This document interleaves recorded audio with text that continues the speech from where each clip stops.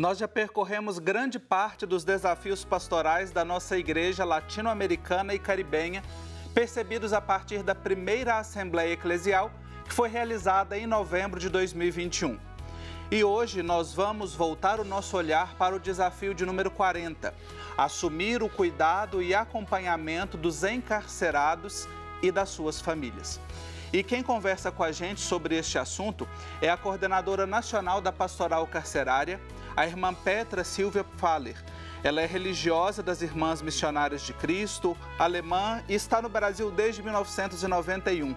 Formada em Direito, possui especialização em Direitos Humanos e em Direito Penal e Processo Penal. Irmã Petra, uma alegria tê-la aqui no programa Igreja Sinodal. Seja muito bem-vinda. Olá, eu agradeço muito essa oportunidade, esse convite para conversar com vocês sobre essa nossa missão de visitar o Jesus encarcerado.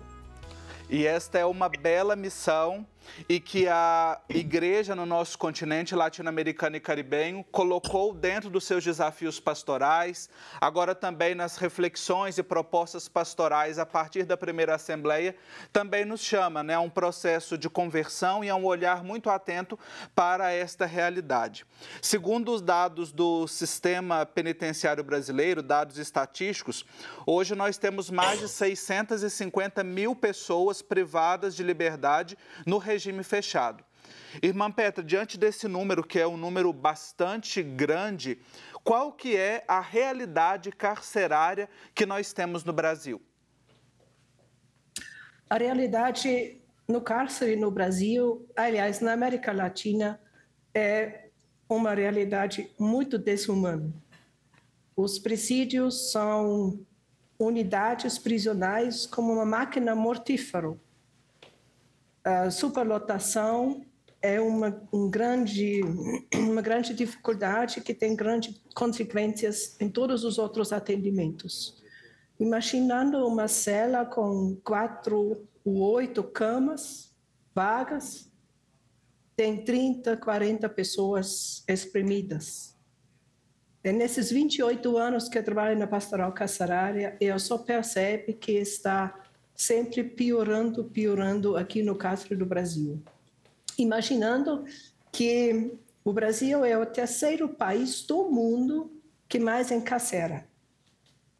E mesmo assim, como todos sabem e percebem no dia a dia, a violência está só aumentando.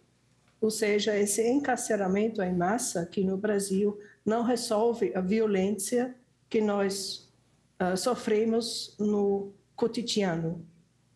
Imaginando a situação para esses quase 1 milhão de pessoas no regime fechado, semiaberto, com tornozeleira, falta de atendimento à saúde, falta de remédios, processos que se prolongam de meses e anos sem uma sentença, fome. Nós temos muitos relatos de fome no cárcere, especialmente durante esse tempo da pandemia, onde quase 2 anos as familiares não poderiam visitar seus entes queridos e nem levar material, seja de material de higiene pessoal, como comida. As pessoas presas dependem da comida dos familiares. A fome está presente no cárcere. Uma outra questão é a falta de água. Imagina, especialmente nos estados do norte e nordeste, com esse calor, as pessoas presas têm acesso à água 20 minutos de manhã e 20 minutos à tarde. Esses 20 minutos para esses montes de pessoas precisam tomar banho, lavar uma roupa e juntar água em galões, em garrafas, PETs, para tomar durante o dia. Então, a situação realmente muito, tem até falta de palavras para essa situação horríveis. Bom, irmã, essas realidades que a senhora traz, elas nos assustam, nos chocam enquanto pessoa, enquanto ser humano, enquanto cristãos, e deveria também nos despertar enquanto sociedade também para mudanças, né? A primeira orientação que o desafio pastoral nos pede, o desafio 40, que a gente está refletindo, é exatamente para fortalecer a pastoral carcerária como apoio interdisciplinário para estabelecer redes de atenção e incidências de políticas públicas. Eu quero me deter nessas duas últimas expressões, né? As redes de atenção e as políticas públicas. Quais são as políticas públicas mais necessárias, aquelas que são mais urgentes, e quem são os protagonistas para que esse processo de políticas públicas aconteçam em nosso país em favor da população carcerária? As políticas públicas são urgente para ontem, porque hoje as pessoas estão sofrendo. Uma questão é prevenção e combate à tortura. Isso é muito urgente. Nós temos um Comitê Nacional de Prevenção e Combate à Tortura, os mecanismos de prevenção e combate à tortura, seja no nível nacional, seja no nível estadual. A pastoral carcerária está sempre atuando junto. Em alguns estados, até agentes da pastoral carcerária fazem parte dessas entidades. O Comitê de Combate e Prevenção à Tortura existe no nível internacional e são grupos que fazem fiscalização, que fazem relatório, denunciam as torturas que acontecem diariamente, enquanto que nós estamos falando. São pessoas torturadas. Tortura no sentido de tortura estrutural, que já falei, com falta de assistência à saúde, fome, e tortura realmente no sentido da palavra, com espancamento, afogamento, tudo isso hoje temos ainda relatados. Então, é uma política pública muito urgente que a pastoral carcerária está bem empenhada. Uma outra questão que é importante é o desencarceramento. Hoje, no Brasil, prende pessoas que não precisariam estar na prisão. A Constituição fala a última coisa é a prisão. Mas aqui no Brasil nós temos essa tendência, essa política que a primeira coisa é prisão. Até nós, as nossas comunidades, quem está nos assistindo, se tem alguma briga, algum acidente, qual é a palavra que vem logo? Tem que prender. Então, o desencarceramento. Para isso, nós temos uma proposta de 10 pontos como fazer o desencarceramento. É chamada a Agenda do Desencarceramento. Nessas 10 propostas, por exemplo, é muito forte a justiça restaurativa. É a justiça que não pune, mas que busca a responsabilização dos autores. E a justiça restaurativa também reconhece a vítima. Hoje, no nosso sistema criminal, a vítima não é reconhecida. A vítima não é acolhida com seu sofrimento e com sua dor. E isso só aumenta o desejo de vingança. A justiça restaurativa é realmente um outro sistema de justiça que restaura e não que traz só desejo de vingança. Uma outra questão nessa agenda é o acesso ao presídio. Hoje, as familiares têm muita dificuldade de visitar as pessoas presas. Os conselhos de comunidade têm dificuldades para visitar, para fazer essa fiscalização. Um outro ponto é a desmilitarização do sistema prisional. É um outro ponto que a agenda traz, por causa dessa militarização no presídio que aumentou nos últimos anos, traz torturas o tempo todo, é muita tortura. Nossos parceiros são especialmente coletivos de familiares. Os coletivos de familiares hoje têm uma grande voz no Brasil todo. Estão unidos na agenda do desencarceramento, como também nas frentes estaduais. Então, a pastoral carcerária soma voz com alguns ONGs que trabalham na questão de direitos humanos e especialmente com coletivos de familiares de pessoas presas. Essa questão que a senhora traz dentro dessa agenda do desencarceramento e principalmente essa estruturação e fortalecimento de uma justiça restaurativa, ela é muito importante porque nós temos ainda uma cultura muito punitiva, né? Um punitivismo muito presente. E nós ouvimos, acredito também que devido a essa onda conservadora que a gente viu nos últimos anos, das pessoas, inclusive cristãos, dizendo que realmente tem que prender, lugar de bandido é na cadeia e trazendo toda essa marca, né? Como é que nós, enquanto cristãos, podemos ir fazendo esse processo de conversão e contribuir na humanização e na ressocialização das pessoas, ajudando nesse processo de restauração? Acho bem interessante quando tu fala que o processo de conversão nossa. Normalmente falam que a conversão tem que ser os presos, né? Mas quem tem que começar a se converter somos nós cristãos. Para nós vivenciar realmente o que nós rezamos no Pai Nosso, cada dia, o perdão. A gente tem que realmente nos converter e vivenciar mais o perdão. A justiça restaurativa não é impunidade. A justiça restaurativa, isso eu acho importante de ressaltar. A justiça restaurativa traz a responsabilização de reconhecer que erramos. E acho que temos que começar para nós. Nós vamos fazer um rápido intervalo. Estamos conversando com a irmã Petra Silvia Faller, que é coordenadora da Pastoral Carcerária, sobre o acompanhamento e o cuidado dos encarcerados e suas famílias. Nós demos uma olhada no panorama, no geral, e agora a gente vai falar especificamente sobre a atuação da Pastoral Carcerária. Espero você, até já. Estamos de volta com o programa Igreja Sinodal e hoje nós estamos visitando o desafio número 40 da primeira Assembleia Eclesial da América Latina e Caribe, que nos pede o seguinte: assumir o cuidado e acompanhamento dos encarcerados e de suas famílias.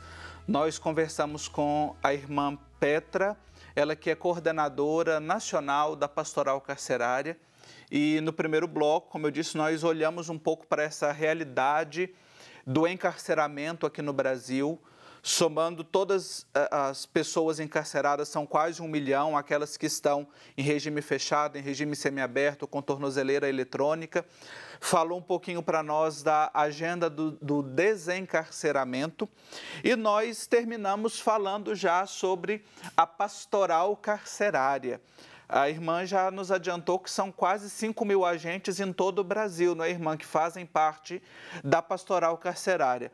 Compartilha com a gente quais que são as principais frentes de trabalho, qual que é a missão da pastoral carcerária. A pastoral carcerária tem como objetivo, em 2 balizas, a evangelização e promoção da dignidade humana. Isso, a pastoral carcerária, os agentes se fazem presente como igreja no cárcere. A promoção da dignidade humana, nós já falamos no primeiro bloco, é importante por causa dessa situação torturante que os presídios no Brasil hoje estão, né, totalmente desumano. A evangelização é um outro aspecto muito importante de celebrar a vida no cárcere, de celebrar esse rosto de Deus, do Pai misericordioso. Nós, como agente da pastoral carcerária, nós encontramos o Jesus encarcerado. Isso são momentos de graça. Dar a mão, dar um olhar, escutar. Isso é o nosso jeito de fazer a pastoral carcerária. No cárcere, o importante é a escuta. Nós somos a pastoral da escuta. Afinal, as pessoas presas, quem escuta? Quem faz essa presença gratuita, que são as igrejas e especialmente a pastoral carcerária, nessa postura de escuta, de acolhimento, de levar esperança e essa mão, esse abraço misericordioso do Pai. O CELAM lançou um documento em 2008 que se chama assim, O Sonho de Deus, um Mundo Sem Cárcere. Isso é um grande desafio para nós. Ao nós encontrar o Jesus encarcerado no cárcere, a gente não quer ressocializar, reeducar. São palavras que nos presídios hoje não existem, é uma utopia. Nessas situações torturantes, se ressocializar. Nós queremos seguir o Lucas 4, quando Jesus entra na sinagoga e proclama um ano de graça. Quando ele fala, eu vim para libertar os presos, eu vim para libertar os cativos. Isso é o sonho de Deus, é um mundo sem cárcere. Que bonita expressão que a senhora traz, e o próprio Evangelho também nos mostra o desejo de Jesus e o chamado ao seguimento, né? Estive presos e fostes me visitar, e que esta visita, ela também tem esse caráter de proclamar a graça da libertação. Nós temos hoje uma realidade carcerária, um número expressivo, mas não são em todos os lugares que nós temos os presídios, os cárceres, né? Algumas cidades que não têm, mas tem pessoas dali que estão encarceradas, tem famílias que estão ali, e o desafio nos pede para o cuidado e acompanhamento dos encarcerados e também das suas famílias. Como é que as nossas comunidades, as nossas paróquias, irmã Petra, podem se unir e pensar pastoralmente que caminho seguir para atender estas necessidades das famílias dessas pessoas que estão privadas de liberdade? Realmente, nós temos essa realidade que somos muitos poucos agentes da pastoral carcerária no Brasil todo. E eu sempre passo, nós temos os familiares nas nossas comunidades. Sem dúvida, é importante de nós descobrir essas familiares, de perguntar, de dar apoio, de visitar, dentro de uma pastoral de conjunto, pastoral familiar, pastoral da criança. Eu acho que cada paróquia deveria ter uma pastoral carcerária. Eu acho isso muito importante. As famílias hoje sofrem a perseguição, sofrem o preconceito, tanto quanto as pessoas que estão presas. É muito importante esse apoio.